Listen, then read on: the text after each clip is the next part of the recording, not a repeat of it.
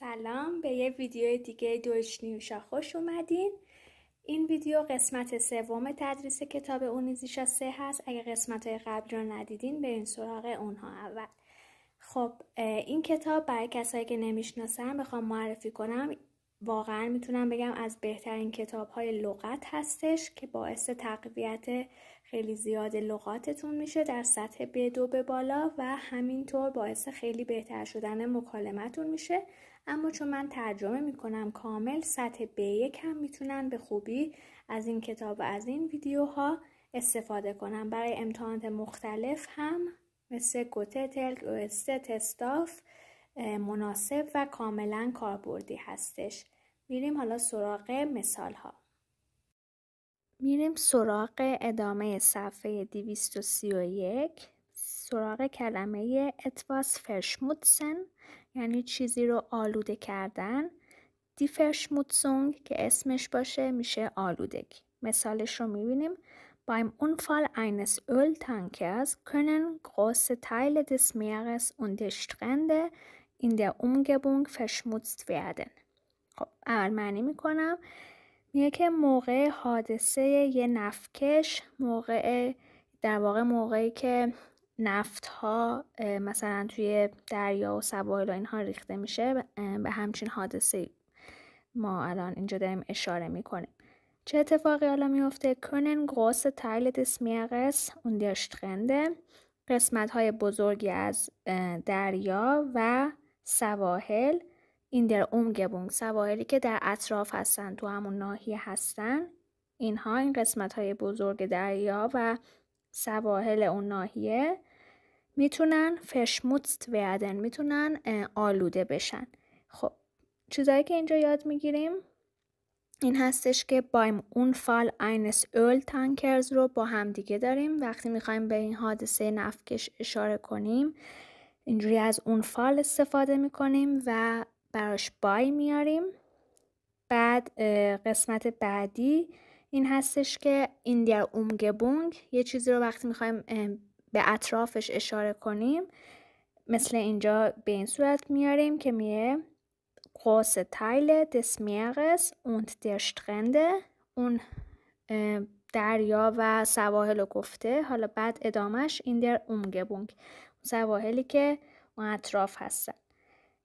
و اینجا هم از حالت مجهول مدال ورب استفاده کرده. können verschmutzt werden، میتونن آلوده بشن. و پس در نتیجه برای اسم دریا و همینطور ساحل، سواحل از فعل verschmutzen استفاده میکنیم که یعنی میتونیم اینا رو آلوده کنیم، حالا یا به صورت معلوم بیاریم یا مثل اینجا میتونیم از حالت مجهولش استفاده کنیم. کلمه بعدی هست die Umweltverschmutzung یعنی آلودگی محیط و محیط زیست. مثالش dank moderner Technik lässt sich die Umweltverschmutzung durch Industrie und Verkehr reduzieren. یعنی این که به لطف تکنولوژی یا فناوری مدرن، با تشکر از تکنولوژی مدرن، آلودگی محیط زیستی که توسط چی در واقع ایجاد میشه؟ آلودگی محیط زیست توسط صنعت و حمل و نقل یا حالا رفت آمد، عبور و مرور قابل کاهش هستش. یا اینطوری میتونیم بگیم که آلودگی محیط زیستی که از طریق صنعت و حمل و نقل ایجاد میشه رو میتوان کاهش داد. خب حالا چه ترکیباتی اینجا داریم؟ دانک رو وقتی که میاریم که بعدش مثل اینجا میبینیم که گنیتیو اومده، ما وقتی استفاده میکنیم که بخوایم بگیم مثلا با تشکر از یه چیزی، به لطف یه چیزی، یعنی وقتی میاریم که اون چیزی که داریم ازش یاد میکنیم، اسم میبریم، در واقع یه سود و منفعتی، یه نکته مثبتی رو به همراه داشته. اینجا مثلا نکته مثبتش این بوده که این فناوری مدرن در واقع با کمکش ما میتونیم این Umweltverschmutzung رو کاهش بدیم. خب پس این از کاربرد دانک هستش. این دانک مدرن تکنیک خب خیلی ترکیب خوبیه، چون که توی تم‌های مختلف میشه ازش استفاده کرد و از این تکنولوژی مدرن، به لطف تکنولوژی مدرن آدم در واقع خیلی کارا رو امروزه میتونه انجام بده و جملات مختلفی میتونیم در ادامه باهاش بسازیم. حالا ادامه جمله، ترکیب sich lassen که بعد فعلمون به صورت مصدر آخر جمله میره، به معنی یه چیزی قابل انجام بودن، قابل انجام شدن معنی میده. میتونیم اون کار رو یعنی انجام بدیم. خب که اینجا مثلا اون Umweltverschmutzung، آلودگی محیط زیست رو ما میتونیم که توسط اون ایندوستری، از طریق ایندوستری و فرکر حمل و نقل ایجاد شده، این چی هست؟ این قابل کاهش دادن هست. میتونیم کاهشش بدیم از ترکیب لست زیش و در آخر reduzieren فعلمون استفاده کرده. این هم باز ترکیب خیلی کاربردی هستش که به این صورت ما جمله رو بسازیم با sich lassen و در آخر هم فعلمون به صورت مصدر. خب حالا اینجا پس Umweltverschmutzung رو یاد میگیریم که میتونیم با فعل reduzieren استفاده کنیم. در واقع Verschmutzung و آلودگی رو پس میتونیم کاهش بدیم، از reduzieren استفاده کنیم. و همینطور چیز دیگه که یاد میگیریم این هست که die Umweltverschmutzung، آلودگی محیط زیست، وقتی میخوایم بگیم از طریق یه چیزی ایجاد میشه، توسط یه چیزی ایجاد شده، از دوش مثلا اینجا میتونیم استفاده کنیم دوش ایندوستری und Verkehr. وقتی میخوایم دلیلش رو بگیم که الان چرا این آلودگی محیط زیست رو داریم، به چی ربط پیدا میکنه، باعثش چی بوده، میگیم دوش. بعد حالا اون چیزی که مثلا باعثش بوده، اینجا ایندوستری صنعت und Verkehr حمل و نقل، باعث این آلودگی محیط زیست ما شدن. و در کل این جمله واقعا جمله قشنگیه، ترکیبات خیلی خوبی توش داره و میتونیم توی تمهای مختلفی که بتونیم این جمله رو بهش ربط بدیم، حالا تم حمل و نقل باشه، تم محیط زیست باشه، تم تکنولوژی باشه، میتونیم این رو ازش استفاده کنیم این جمله رو و از ترکیباتی که توش داره همینطور الگو برداری کنیم.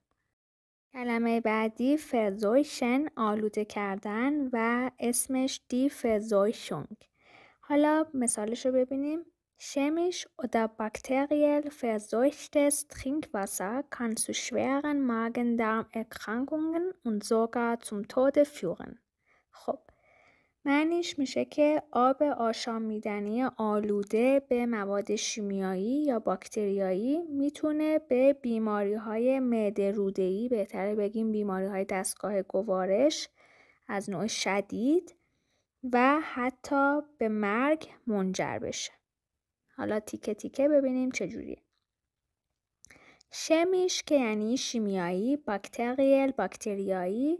حالا وقتی به این صورت آورده chemisch oder bakteriell verseuchtes Trinkwasser، خب verseucht هم یعنی آلوده شده. حالا پس میشه آب آشامیدنی آلوده شده شیمیایی یا باکتریایی.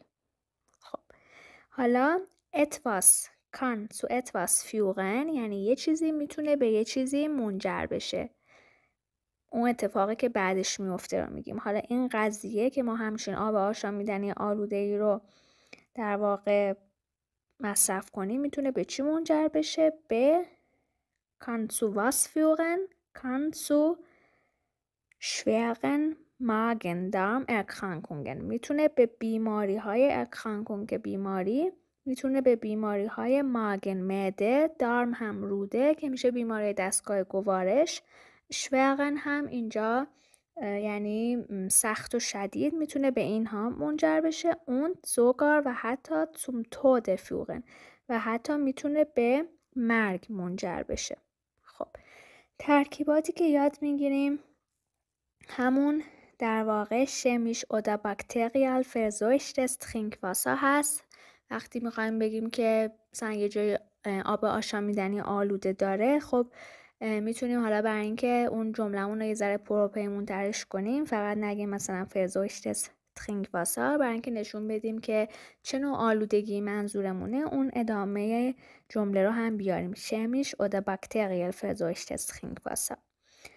بعد چیز دیگه که یاد گرفتیم همون etwas führt zu etwas, etwas kann zu etwas führen بودش که منجر شدن به یه چیزی خیلی استفاده میشه. خیلی تو حرفامون میخوایم بگیم که یه چیزی به یه چیز دیگه منجر میشه، که بعداً در ادامه من توی جلسات بعدی یه عالمه مترادف برای اینکه چجوری علت و معلول ها رو بیان کنین، چجوری بگین که یه چیزی باعث یه چیز دیگه شده، یا مثلا فلان چیز علتش فلان چیز دیگه بوده، چطوری اینها رو بیان کنین حتما در جلسات بعدی میگم. خیلی خیلی پرکاربرد و مهم هستن و میتونین گفتارتون رو واقعا و همینطور نوشتارتون رو باشون متنوع کنین.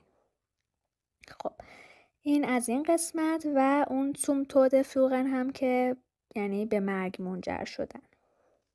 خب پس اینجا اگر که بحث آب باشه، مثلا یکی از عکس هایی که توی امتحان B2 ÖST میاد یه عکس هست در مورد تصفیه آب و نمیدونم آب کیفیتش رو باید بررسی کنیم و نمیدونم میزان نمک داخلش و این چیزها. خب این جمله رو میتونیم ما بهش ربط بدیم، یا کلا حالا تم‌هایی که بتونیم بهش ربط بدیم و توی امتحانات مختلف مثلا قضیه آب آشامیدنی یا کمبود آب و این چیزها زیاد هست، میتونیم ازش استفاده کنیم.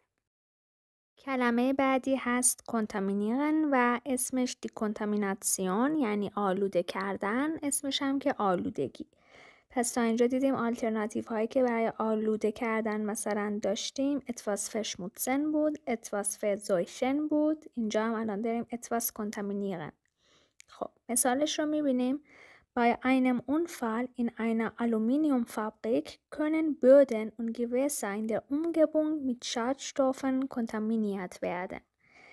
یعنی اینکه موقع یه حادثه در یه کارخونه آلومینیوم میتونن زمین‌ها و منابع آبی در اطراف توی اون محیط اطراف به وسیله مواد آلاینده آلوده بشن. تیکه به تیکه bei einem Unfall in einer Aluminiumfabrik یعنی موقع یه حادثه توی یه کارخونه آلومینیوم. خب اینجا دوباره ما مجهول فعل مدال können رو داریم. können kontaminiert werden یعنی مثل اونجا که بود können verschmutzt werden، جفتش میشه میتونن آلوده بشن.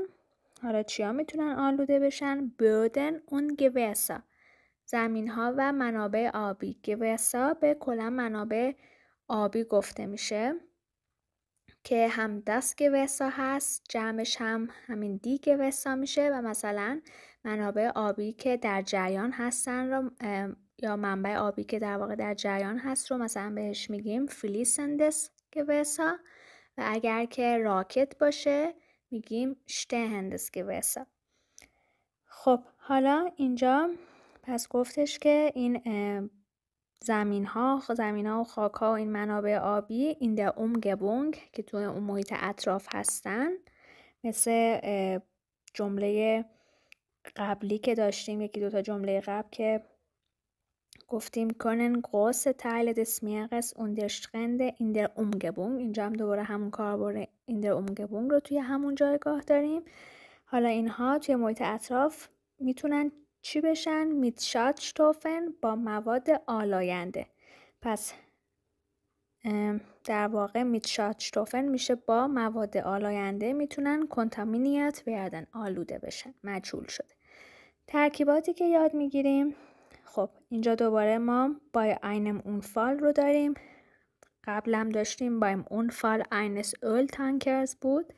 حالا اینجا این حادثه مربوط به اول تانکر نبوده، مربوط به چی بوده؟ توی یه کارخونه آلومینیوم بوده. این اینا آلومینیوم فابریک، برای فابریک این آورده، بعدش هم داتیو شده.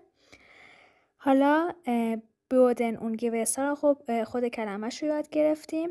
بودن و گوسا میتونن چی بشن؟ وقتی میخوایم مثلا بگیم میتونن آلوده بشن، میتونیم از فعل کنتامینیرن استفاده کنیم توی حالت مجهول یا معلوم، مثلا اینا رو آلوده کنیم یا اینا آلوده بشن. با چی؟ با شادستوف. پس که جمعش اینجا شده میت شادستوفن داتیو جمع شده. پس با اینها میتونن آلوده بشن. پس یاد میگیریم که در واقع مواد آلاینده میتونن یه چیزی رو آلوده کنن و ما میتونیم براش کنتامینیغن رو استفاده کنیم. باز این جمله را هم توی تمی که مربوط به محیط زیست باشه مستقیم میتونیم استفاده کنیم، هم مربوط به منابع آبی و این چیزها باشه. خب حالا میرسیم به یه نکته خیلی مهم. من به مناسبت عید برای کلاس های شپقشنم تخفیف گذاشتم. توی این کلاس ها روش تدریسم مشابه همین تدریس اونیزیشاسه هستش.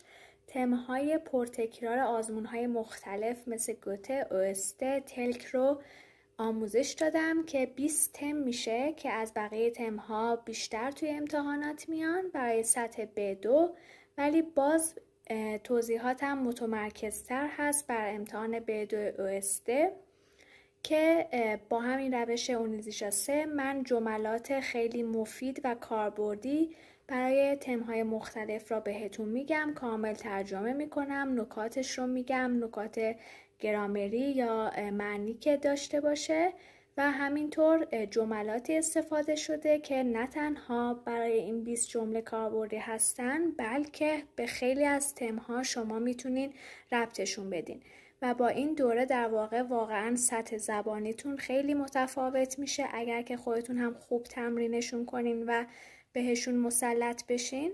و دوره رو جوری ترتیب دادم که کلاً باعث بشه که یاد بگیرین که جملات توی سطح B2 به بالا چجوری ساخته میشن و از چه گرامرها و لغاتی بهتره که استفاده بشه و چجوری جملات ساده تر رو چه لغاتی چه گرامری جایگزینش کنیم که به جملات سطح بالاتری تبدیل بشن و در نتیجه حتی سطوح بالاتر هم خصوصا سطح C1 هم میتونه به خوبی واقعا از این دوره استفاده کنه و همینطور حتی کسایی که اصلا امتحان ندارن میتونن برای بالا بردن دانش زبانشون استفاده کنن و خوشحال میشم که از این تخفیفی هم که توی عید گذاشتم بتونین استفاده کنین که برای کسایی که کل 20 جلسه رو بخرن 600,000 تومان تخفیف هست روی کل دوره. خیلی تخفیف بزرگیه و اگر که کسی هم جدا بخواد بخره جلسات رو باز هر جلسه تا 13 فروردین